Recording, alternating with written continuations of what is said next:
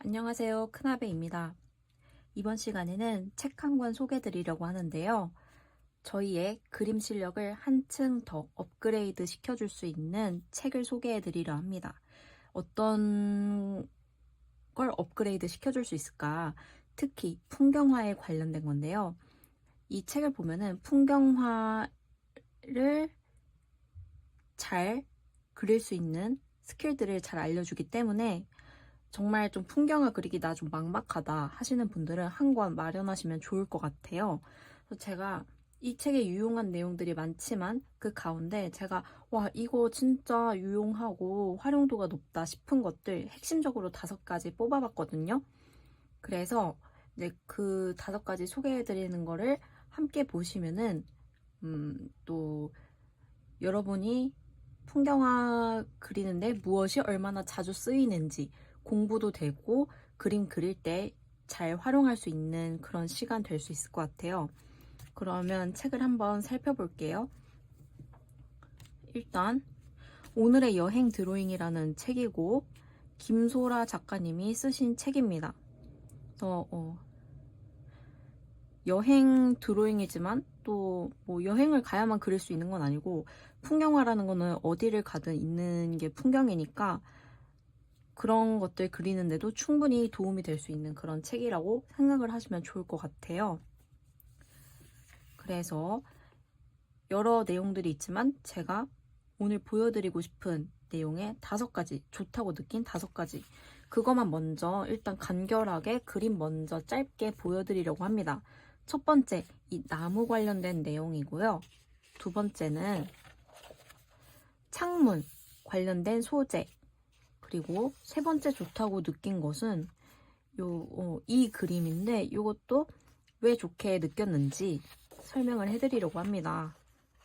그리고 네 번째 좋다고 느낀 거는 눈 온 풍경. 또 저희 겨울 앞두고 있잖아요. 그래서 유용할 것 같아서 이것도 한번 보여드리려고 이렇게 뽑아봤고, 그리고 마지막으로 비 오는 날에 물방울이 묻은 풍경. 이걸 또 그리는 방법이 유용할 것 같아서 이것도 책갈피를 꼽아서 보여드리려고 가져왔습니다. 제가 이 외에도 유용한 정보들 당연히 많고요. 정말 많은데 그 가운데 특히 나누면 좋을 것 같은 것들 뽑아온 거니까 참고하고 보시면 좋을 것 같아요. 그래서 먼저 보여드리고자 하는 내용은 다시 나무로 왔고요. 이게 수채화라는 도구를 통해서 그리는 방법을 알려주는 거지만 그럼에도 불구하고 이제 아이패드 드로잉이든 유화든 색연필이든 어쨌든 그림을 그리는 거잖아요. 그래서 그 그림을 그리는데 어떤 대상이 어떻게 생겼고 어떻게 그리면 되는지 이거를 배우면은 수채화든 유화든 색연필이든 어떤 재료를 가지고도 웬만하면 그릴 수 있게 되거든요. 그래서 아이패드 드로잉이 아니라 이 설령 수채화를 그리는 방법을 알려주는 책이더라도 그림을 그리는 데에는 공부가 되고 실제로 그리는데도 적용할 수 있는 스킬이 된다. 그래서 그 부분 참고하시고 오늘 내용 보시면 좋을 것 같아요. 그래서 첫 번째, 나무. 제가 이걸 왜 가져왔냐. 일상 속에 보면은 길을 가다가도 뭐 나무 많이 보이죠. 그리고 그림 속에도 여러 일러스트에서도 나무 많이 보이잖아요. 그래서 그만큼 이거 하나 배우면은 많은 상황에서 다양하게 잘 쓸 수가 있겠죠. 그래서 이 나무 그리는 방법을 알려주는데 3가지를 알려줘요. 여기 3가지 나무가 있죠. 볼까요? 작은 잎사귀를 가진 나무를 알려주고, 작은 잎사귀 길 가다 보면은 그런 나무들 많잖아요. 그리고 두 번째로는 어딨죠? 뾰족한 나뭇잎을 가진 침엽수를 알려줘요. 그리고 마지막으로는 넓은 잎을 가진 활엽수, 나무를 그리는 법을 알려주는데 진짜 이거 자세히 보시면은 지금 영상으로도 보시면 아시겠지만 이 완성된 것만 보면은 어떻게 이렇게 세밀하게 그렸지 싶을 수 있겠지만 이거 보니까 정말 초보자분들도 쉽게 그릴 수 있게 알려줬더라고요. 작은 잎을 가진 나무를 그리는 방법. 점을 진짜 여기 하나하나 점을 이렇게 찍고 이 찍는 면적을 점차 넓게 채워가면서 플러스 이 동일한 색으로 다 채우는 것이 아니라 좀 풀색도 있고 진한 녹색도 있고 여러 색을 쓰되 같은 방식으로 이 나무의 면적을 채워서 이렇게 나무를 그려준다라고 알려주고 있거든요. 근데 이렇게 알려주니까 초보자분들도 충분히 이거 따라하기 쉬울 것 같지 않나요? 점만 찍고 색만 다르게 하면은 그래도 어느 정도 와 이렇게 밀도 있는 나무를 그릴 수가 있다. 그리고 두 번째 뾰족한 나무 잎을 그리는 방법 침엽수. 이것도 또 크리스마스 앞두고 있을 때는 딱 그 크리스마스 트리 나무잖아요. 이거 하나 그리면은 하나 그리는 법 배우면은 크리스마스 때 크리스마스 트리 그릴 때 유용하게 잘 활용을 할 수 있겠죠. 얘도 어떻게 그리는지 보면은 첫 번째 단계 뭔가 화살표 이렇게 뾰족 세로로 채워주고 그 다음에 이렇게 사선으로 뾰족한 것을 채워주면은 아래까지 같은 방식으로 채워주면은 이런 식으로 형태가 나오고 그 가운데 듬성듬성하게 비워진 부분을 안쪽부터 채워주면은 이런 식으로 크리스마스 트리 같은 침엽수를 완성을 할 수가 있다. 그래서 이거를 그냥 이런 거 보면은 그냥 끝내지 마시고 이 그림을 보는 동시에 어떤 자료를 보고 활용하면 좋을까 하는 걸 동시에 생각하면서 핀터레스트나 구글에 검색을 해보세요. 이런 침엽수나 크리스마스 트리를 딱 검색하면은 이거 하나 배우면은 검색을 해서 자료를 찾아서 이런 트리에 적용을 해볼 수가 있겠구나. 이 같은 방식으로 그리고서 여기 구슬만 이렇게 넣고 반짝이만 넣어주면은 충분히 크리스마스 트리를 나도 잘 완성할 수 있겠구나. 이렇게 생각을 해보고 또 응용을 해볼 수 있는 그런 유용한 자료가 될 것 같습니다. 그리고 마지막으로 화렵수, 넓은 잎을 가진 거. 이 나무는 도대체 어떻게 그릴까? 얘도 생각보다 간단하더라고요. 이렇게 넓은 점을 아까는 작은 점을 찍었다고 하면은 지금은 넓은 점을 군데군데 듬성듬성 찍은 다음에 중간중간에 작은 점을 채워서 중간중간 듬성듬성하게 더 진한 녹색 하나의 색으로 그리는 게 아니죠. 색감 변화를 줘서 풍성한 색감으로 더 나무의 그늘도 잘 표현하고 자연스럽게 그렇게 함으로써 이렇게 보여지고 여기 플러스로 나뭇가지들 잔 가지들을 중간중간 넣어주면은 그럴듯한 나무가 완성된다. 근데 진짜 이거 보시면은 초보자분들도 금방 따라 그릴 수 있게 이 과정을 잘 설명해 주시지 않았어요? 이거 진짜 유용한 것 같더라고요. 그래서 저도 공부가 되고 함께 정말 잘 쓸 수 있을 것 같아서 꼭 소개를 해드리고 싶어서 가져왔습니다.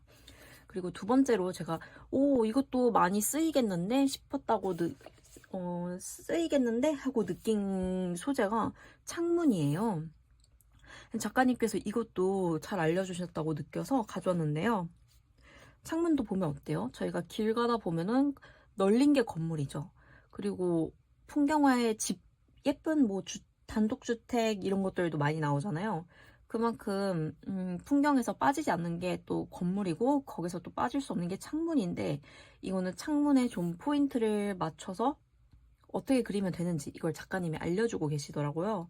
보면은 초보자분들은 그냥 창문 하면은 창문 한 땀 한 땀 어느 천년 다 그려 이게 좀 귀찮게 느껴질 수 있지만 오히려 이게 하나만 잘 그려도 완성도 있는 건축물 풍경화를 만드는데 도움이 되는 요소 중 하나라는 거. 그래서 한 번 잘 배워서 또 평생 잘 쓰고 또 업그레이드 되어 보이는 그림을 그릴 수 있는 좋은 요소니까 한번 눈여겨보시면 좋을 것 같아요. 그래서 뭘 그렇게 눈여겨봤냐 보면은 일단 창문 채색하는 방법을 알려주는데요. 그냥 창문의 이 네모네모를 그냥 하나의 색으로 다 채워버리는 것이 아니라 이런 하나에도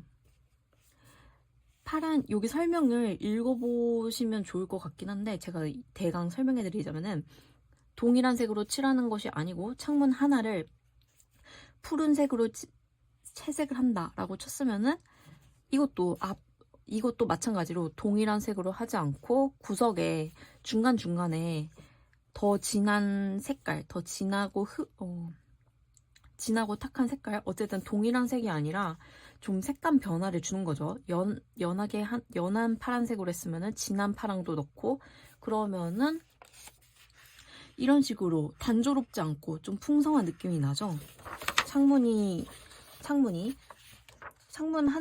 유리창 하나도 이렇게 밀도 있게 채색하는 법을 알려줘요. 그래서 이런 걸 볼 때도, 이건 여담인데, 그냥 볼 때도, 작가님이 그냥 이렇게 파란색으로 칠했으니까 나도 파란색으로 칠해야지, 이렇게 생각하는 것이 아니라, 이 그림을 보면서 이 작가님이 어떤 자료를 보고 왜 이렇게 색깔을 다르게 채색을 했을까? 이거를 상상을 해보셔야 돼요. 그래서 이걸 상상하기가 난 좀 어렵다 싶으면은, 이 작가님이 창문을 그린 거잖아요. 그러니까 이에 걸맞게 자료를 구글이나 핀터레스트에 창문을 검색을 해보세요. 그러면은 여러 종류의 창문이 뜨게 되거든요. 제가 예시의 사진을 가져와 볼게요. 제가 지금 보여드리는 것도 핀터레스트 사진에서 가져온 건데요.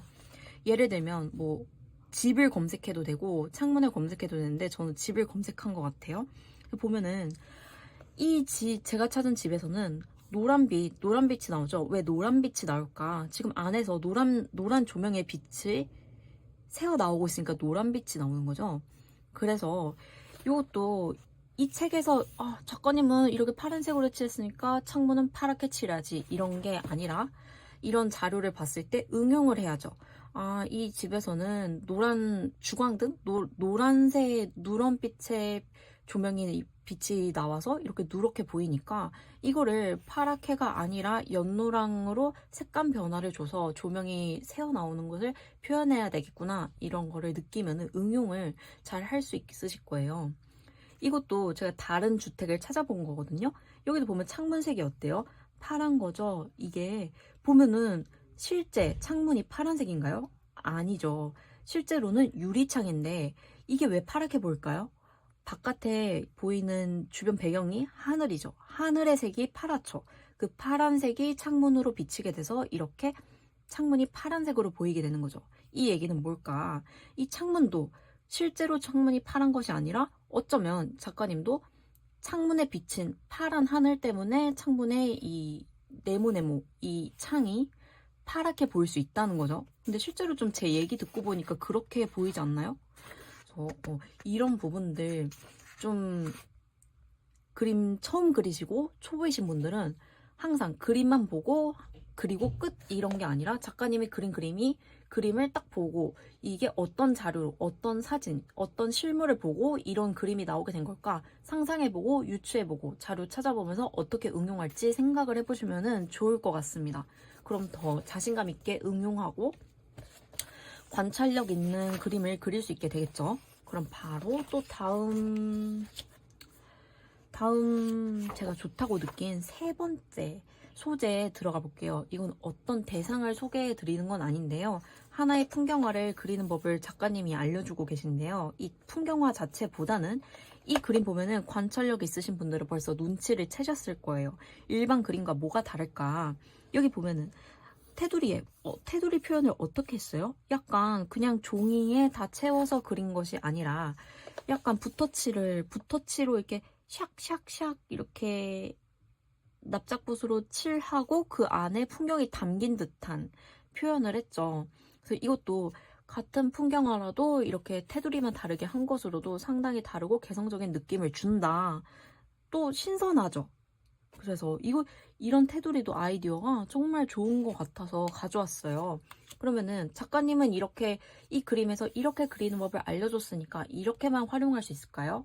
아니죠. 이런 테두리를 쓸 수 있었다면은, 이렇게 테두리 쓰는 법을 알려줬다 하면은, 나는 응용해서, 나는 하트 외곽선, 하트 실루엣에 이런 풍경화를 집어넣어 볼까? 이런 생각을 해보고 적용을 해볼 수도 있겠죠. 그래서 이거는